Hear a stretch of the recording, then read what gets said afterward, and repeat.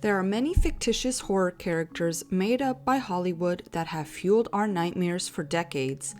Jason Voorhees, Freddy Krueger, Michael Myers, and Ghostface are a few that come to my mind. But there are some characters that are not fictitious. They are disguised as cute, lovable gifts. Dolls. These dolls are not your typical Barbie. These dolls cause nightmares and misfortune to those who dare mock or disrespect them. In today's video, I will be showing you the 5 most notable haunted dolls from around the world. Number 5. Okiku. The story of Okiku is not a very frightening one, as it is just bizarre. The doll does not cause harm to others or strike fear into those who lay their eyes upon it. Okiku possesses an even more unusual trait. The story of the doll takes place in Japan. In 1918, in Sapporo, Hokkaido, where a teenage boy was visiting the city for a marine exhibition, he saw a porcelain doll dressed in a beautiful traditional kimono with jet black Okappa-style hair and piercing dark glassy eyes, standing about 40 centimeters tall. The boy, without hesitation, bought the doll as a gift for his 2-year-old sister named Okiku. When the boy presented the doll to his sister, she instantly fell in love with the doll. Okiku and her doll became inseparable. A year later, 3-year-old Okiku fell ill and died of flu-like symptoms, with her doll still at her side. At the time, Japan had been struck with what now is known as the Spanish flu, and it ravaged the country and its people, many speculating that this is what Okiku died from. The family, devastated from the loss, decided to place her most prized possession on the household altar, where they could pray and commemorate the passing of Okiku. Shortly after, the family started having bizarre interactions with the doll. At night, when they dreamed of Okiku, they would wake up and have the doll appear next to them in their bed. Also, after continued prayer at the shrine, they noticed that the doll's hair was no longer in its traditional Okappa style, which is a short bob cut at the jawline. It was now growing past its shoulder, growing as if it was human hair. The family experienced flickering of lights, strange noises, and banging in the home when it was getting close to Okiku's birthday or the day of her death. Eventually, local spiritual experts said that the soul of its previous owner was in the doll, and from then on, the doll had been named Okiku. The family had kept Okiku on an altar in their home until 1938, when they decided to move and gave the doll to the Menenji Temple, where a Jodo sect of Buddhist monks look after her. Okiku has stayed on an altar on display to appease the spirit trapped inside. The mysterious hair growth didn't stop when she was given over to the temple either. It was said that a monk had a dream where he was told that Okiku liked having her hair trimmed regularly. So as requested, Okiku has her hair trimmed and maintained by the monks of the temple. Some resources claim that the monks have sent the doll's hair for scientific testing, and that the hair is real hair that would be from a toddler. The legend of Okiku the doll doesn't end with just her hair growing. Now, people have claimed that she is even growing human teeth. You can go and visit the Menenji Temple in Japan and see Okiku for yourself. There is no photographing or video allowed, as the doll has told the monks in their dreams that she did not like it. Number 4. LETTA Me Out.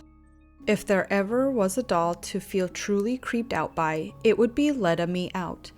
A skillfully handcrafted wooden marionette, LETTA has long brown human hair, expressive eyebrows, large eyes, and a large protruding nose and chin, and a smile that gives hair-raising chills.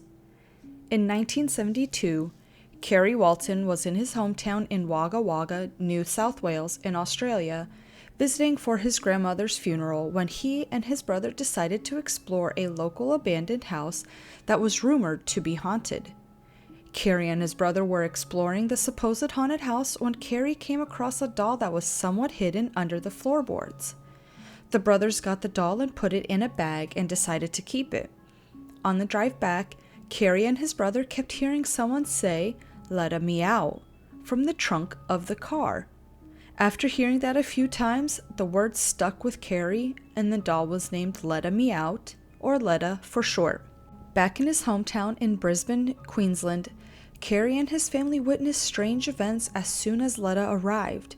Carrie's children woke up crying or screaming, saying they heard the doll talking and moving on its own. LETTA would be found in different rooms around the house, and the family dog would bark and try to attack it. It seems that all dogs are on edge with the doll around and try to attack it. No matter the dog, the moment they see LETTA, they want to go after it for some unknown reason. Many people that come into contact with LETTA are either completely scared or feel uneasy, while some feel sad or indifferent to the doll. Carrie wanted to find out more on the history of the doll, to see where it came from, how old the doll could be, and what could be the cause of the doll's supposed powers. Experts dated LETTA by the nails in the bottom of the shoes, putting it to be over 200 years old. Given the style of the marionette and the dating, LETTA was more likely crafted by an Eastern European gypsy, as it fits the style of that time period. Carrie also went to several psychics that told him LETTA was not haunted, but possessed by a spirit of a little boy that drowned. This was interesting to Carrie, as every time he went somewhere with LETTA, it always rained. This information was stated to him repeatedly by different psychics without them knowing anything prior to seeing the doll. Given the history and what the psychic stated to Carrie, it is believed that the gypsy that crafted LETTA made it to resemble their son that had drowned, believing that the boy's spirit would inhabit the doll. Carrie was also warned by one of the psychics that he would never be able to get rid of LETTA, which he tried a couple of times and failed. Carrie and his family fell on hard times, and he was offered $400 for LETTA. When Carrie left the house with LETTA, it was raining, and when he tried to get out of the car to deliver LETTA, he said he physically could not get out of the car, that a force was stopping him, making him immobile. Since Carrie is unable to part with LETTA, he had decided to keep it as part of the family. Once word got out about the 200-year-old haunted doll, Carrie and LETTA have done numerous interviews, appeared on local news stations, and participated in paranormal investigations. 51 years later, Carrie Walton continues to coordinate events where the public can meet LETTA for themselves. For more up-to-date information or a chance to meet LETTA, follow LETTA Me Out on Facebook. Number 3. Harold. Harold, or Haunted Harold, was believed to be an eBay joke. It was the it thing at the time to sell haunted items online, but Harold was not a joke. A man named Greg bought Harold at a flea market in Florida. The doll was tattered and torn and stained. An old man kept the doll in his shed for 60 years, as it was originally a gift to his young son that had passed away. The old man warned Greg about the doll being eerie and how it would move about, and how he heard noises from where the doll was. The old man even tried burning the doll, but it would never set on fire. Greg just laughed off the old man's warning and went on his way. Later, Greg had posted Harold the doll for auction on eBay, stating that his life had never been the same since buying the doll. His girlfriend left him, his cat died, and he started to suffer from migraines, all within 2 days after buying the doll. Greg believed Harold the doll to be cursed, and even warned the future buyer, which ended up being a woman named Kathy. Even though many believe the doll's story was made up, once Kathy received the doll, she and others close to her began experiencing very strange, unexplainable occurrences. Kathy was visiting family when her aunt asked to see the doll, finding it hilarious that it was labeled as haunted. The next day, the aunt had her back go out, and she ended up being diagnosed with a herniated disc. Then the day after, the aunt's fiance's back also went out with the same diagnosis. If it doesn't get worse, then Kathy's own back went out as well. It seems the saying, "it comes in three," applies here. It was stated that on the day of Kathy's aunt's wedding, the hairdresser never showed up, the wedding cake fell, and the groom was in a wheelchair while saying his vows. After a year of having Harold, Kathy had placed it back up for auction on eBay. The next owner of Harold the doll got him not because he truly wanted him, but because he lost a bidding war with another interested buyer on eBay. Anthony Quinato was sure he would get outbid on the eBay auction because the other buyer would always up the offer right after Anthony put in his offer. Watching and waiting, Anthony was confident in thinking the other buyer was going to put the final bid in the last second before the auction ended. But that did not happen, and Anthony became the new owner of Harold the Doll. Anthony was no stranger to the paranormal. He founded the Rocky Mountain Ghost Hunters Alliance. He and his group would explore supposed haunted and paranormal locations, along with investigating haunted items. Anthony would frequent eBay to find supposed haunted objects to test them and see if there was any validity to their claims, and he would do the same with Harold. Anthony brought Harold to his friends to conduct readings and even bring Harold to a random psychic vendor to see what can be told about Harold. Every person had a negative feeling with Harold and refused to help Anthony in his requests. There is something very sinister about Harold that makes people want to run away from it. People have reported to Anthony of bad things happening to them after laughing or joking about Harold. These people have had no physical contact with Harold. They said how they were skeptical of Harold, mocking it and its supposed powers. And then within a couple of hours or the next day, something tragic had happened to them. Even people close in Anthony's life have had some kind of effect from Harold.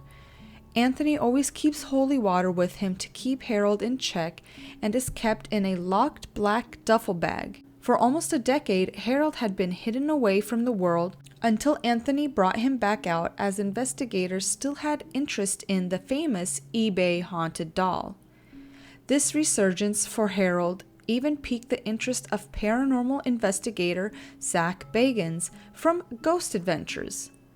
Zach was able to meet and take Harold to an island in Mexico that is known for having a terrifying history and for having hundreds of dolls scattered around the island of the dolls. Since purchasing Harold, Anthony Quinato's life has changed in innumerable ways. Anthony even worries that maybe the doll has marked his soul. Anthony wrote a book about the doll called Harold the Haunted Doll, the terrifying true story of the world's most sinister doll. The book details many interactions and events surrounding Anthony and Harold. Whether you believe in Haunted Harold, you can find the book on Kindle for a great read. Number 2. Robert the Doll. A doll made from felt and stuffed with straw, standing just over 3 feet tall and dressed in a cute little white sailor's uniform, can't possibly be haunted. Well, that is exactly what Robert the Doll is. In 1904, in a beautiful Victorian house in Key West, Florida, now known as the Artist House, Robert Eugene Otto was gifted a doll for his 5th birthday. The doll and little Robert became inseparable. So much so that Robert gifted the doll his name, and then he went by his shortened middle name, Gene. It was strange to the family that Gene insisted on giving the doll his first name, but Gene was firm with his decision, and from then on, the doll was called Robert. Gene also dressed Robert up in his clothing, even his white sailor's outfit, which the doll is still wearing to this day. Gene and Robert did everything together, from playtime to eating to bedtime. It was said by Gene's mother that she would hear 2 distinct voices when Gene was alone in his room, Gene's voice and someone else's. There was instances of Gene misbehaving, but he would blame it all on Robert. "It wasn't me, Robert did it," was a phrase often heard in the Otto residence. A vase or plate was found broken, Robert did it. A disheveled, messy room, Robert did it. A drink spilled on the floor, again, Robert did it. Everything negative that happened in the house was put onto Robert the Doll, many speculating this negativity charged the doll. Gene grew up and eventually moved to go to university, leaving Robert behind at his childhood home. 27 years would pass before Gene would be reunited with Robert. Gene came back to Key West, Florida in 1945 to be with his ailing mother before she passed. After Gene's mother had passed, Gene and his wife, Annette Parker Otto, who went by Anne, moved into the family home. With Gene and Robert reunited, Gene had cleaned up the attic space for Robert and even made proportionate furniture for his favorite doll friend. The tales and rumors of Robert the doll started up again, and so did the blame game. Anne told a neighbor that when Gene did anything mean or hateful, he always blamed it on Robert the doll. Anne would hear footsteps, shuffling of objects, and even laughter coming from the attic where the doll was kept. Another story was told by a plumber that was doing work in the attic that he heard giggling coming from behind him. The plumber said the doll moved from where he first saw it, and he ran from the house, refusing to return or finish his work. There were stories told throughout the years that the locals would see Robert in various windows of the house. School children would see Robert in the turret window when going to school in the morning, and then see Robert in a different window on their way back home in the afternoon. In the last years of his life, Gene was diagnosed with Parkinson's disease and would spend his time secluded in the attic talking with Robert. Some speculated that all the intense interest in Robert the doll as a child aided in the haunting of Robert, and that Robert drew Gene back to him before he passed to finally capture his spirit. With this theory, some people believe Gene's spirit is now in Robert. The next owners of the artist house, William and Myrtle Reuter, knew the Ottos before they passed and knew about Robert. The Reuters owned the home until 1980 and ended up taking Robert with them to their new home. But after a few years with Robert, Myrtle decided she could no longer handle him and donated Robert the doll to the Fort East Martello Museum in Key West. The Fort East Martello Museum has housed Robert the doll since 1994. Robert has been on display where many can come and take photos and video of the doll, but not without asking for his permission first. There are hundreds of letters submitted to the museum stating a near-tragic event happened after visiting Robert, caused by either not asking for permission to photograph him or making fun of him. Robert is known to influence the thoughts and actions of hundreds of people on a daily basis. You can get some more in-depth information about Robert the doll and the Otto family, and even read some letters written to Robert in a book titled Robert the Doll, The True Biography of Key West's Haunted Doll, written by David Sloan. If ever in Key West, Florida, stay the night at the famous artist house to see where Gene and Robert grew up, then take a tour at the Fort East Martello Museum to visit Robert himself. But remember to be polite to Robert. If you don't, you might find yourself later saying, Robert did it. Honorable mention: The Island of the Dolls, Isla de las Muñecas. I mentioned this place quickly in the segment about Haunted Harold. It is not the home of just one creepy doll, but of hundreds of dolls scattered all around the island. This island is located south of Mexico City in the Xochimilco canals. The story goes a man, Julian Santana Barrera, had lived in seclusion on the island and one day found the body of a drowned little girl in the canal. Shortly after discovering her body, a doll came floating down as well. Julian hung up the doll in a tree to appease the spirit of the little girl. From then on, he would look for dolls along the canal and from the trash to hang up all over the island. Many people, including Julian's own family, didn't believe he ever found a girl, but he ended up spending the rest of his life dedicated to finding dolls and putting them up on the island for this drowned child. What is even creepier than the dolls is that in 2001, when Julian passed away, he was found drowned in the canal in the exact spot where he said he found the girl 50 years prior. You can visit Isla de las Muñecas, leave your own doll if you wish, explore the island and the hut of the only resident of the island. People have claimed to hear the dolls whispering, move their limbs, and turning their heads. Also, it is believed that many of the dolls are haunted or cursed, adding to the mystery and creepiness of the island. If visiting, the island is less busy on weekdays and easily accessed by boat. Many of the colorful fairies go by the island and with a little extra money, hire a private tour to take you directly to the island. Would you pay to visit an island with hundreds of supposed haunted dolls? Number 1. Annabelle. We have arrived to the last and number 1 most notable of haunted dolls, Annabelle. There has been numerous videos, books, articles, and investigations made about Annabelle. There are many stories and theories circulating about the doll. Some are real, some have been debunked, and others were made up by Hollywood. The biggest misconception Hollywood brought us was what the doll looked like. From the movie Annabelle, we are shown the doll to be a creepy, wide-eyed, evil grin, porcelain-made doll, whereas the real Annabelle is a slightly cuter and cuddly Raggedy Ann doll. The filmmakers did an amazing job making their version of Annabelle very scary and more ominous looking, but they also changed the original story of Annabelle. The true story behind Annabelle the doll starts back in 1970, where a mother bought the Raggedy Ann doll for her daughter, Donna, a 28-year-old nursing student, for her birthday.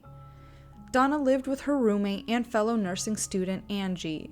The two women kept the cute and colorful doll in their living room on their sofa as an accessory. Soon after receiving the doll, Donna would notice her Raggedy Ann would not be where she left it. She would find the doll in the bedroom, on the floor, anywhere but where she knew she had left the doll. Along with the doll moving around the apartment, Donna and Angie started finding notes around their place. As creepy as it was to find random child-written notes around their apartment, the notes were written on a parchment paper, something that neither of the two women used or had in the apartment. To add to the horror the women experienced, there were 2 more significant events that happened. Donna came home one day and noticed that there was blood on her Raggedy Ann doll. She could not find where the blood had come from, other than it must have came from the doll. This event terrified the roommates, and they called a medium to help them get answers. The medium did a reading and told Donna and Angie that the spirit of a 7-year-old girl, Annabelle, possesses the doll. The medium said that the girl was found dead in the field where the apartment complex now stood, and that Annabelle took possession of the doll because she liked it, and she would no longer be alone. Donna and Angie felt sorry for the little girl and agreed to keep the doll and let Annabelle stay. The other event that pushed the roommates to their breaking point was when Angie's boyfriend Lou was at the apartment. The two were spending time together when they heard noises in the apartment. Fearing that someone broke in, they inspected the apartment and found the doll in Donna's room on the floor. But when Lou got close to the doll to pick it up, he felt scared. He had this overwhelming feeling as if something was very wrong. Before Lou could pick up the doll, he felt a terrible searing pain on his chest. He ended up with bloody claw scratches on his chest that completely disappeared in 2 days. Not a scar or trace of the claw marks were seen. Now stricken with absolute fear, Donna and Angie tried to find someone to help them get rid of Annabelle's spirit from the doll. They contacted a church and got in touch with Father Hagen, who contacted his superior, Father Cook, that also contacted the up-and-coming paranormal investigators Ed and Lorraine Warren for their assistance. Once the Warrens came in and did their investigations, they found that the spirit of Annabelle was not that of a girl spirit, but a demon that was attached to the doll and was trying to possess Donna. The priest performed an exorcism on the apartment, blessed Donna, Angie, and Lou, and the Warrens agreed at Donna's request to take Annabelle with them. The wrath of Annabelle doesn't end there. While driving home, Ed and Lorraine experienced malfunctions with their brakes, causing near-fatal crashes. Ed had placed Annabelle in their study, and this is where they witnessed Annabelle levitating and moving around the house. Even though Ed had locked the doll in the study, Annabelle would find a way out. The Warrens had enough and built a wood and glass case to contain Annabelle. The case had the Lord's Prayer and St. Michael's Prayer inscribed on it to keep the doll and the demon within. Annabelle became a new addition to their growing collection of haunted and paranormal items. Many have visited to see Annabelle for themselves to see if there was any truth to the stories being told. It was reported a man and his girlfriend visited the Warren Occult Museum and that the man mocked the doll or knocked on the glass of the case, and then when driving his motorcycle home, the man lost control and crashed head-on into a tree, killing him instantly, and his girlfriend was severely injured. The girlfriend claimed that right before the accident they were laughing about Annabelle the doll. Annabelle to this day is kept locked away in the Warren Occult Museum.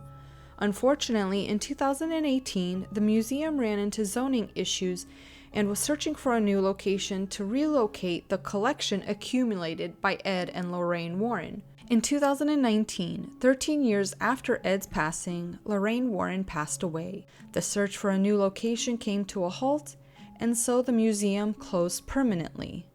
It is still unknown if the museum will reopen, but we do know Annabelle will forever be contained in its case, never to be able to harm or possess anyone. Be wary the next time someone gives you a doll. You never know what will happen. Thank you for making it to the end of this video. I hope you enjoyed this new style of video. I know it has taken me a while to get this video out. I, unfortunately, got injured soon after I started my research on these dolls.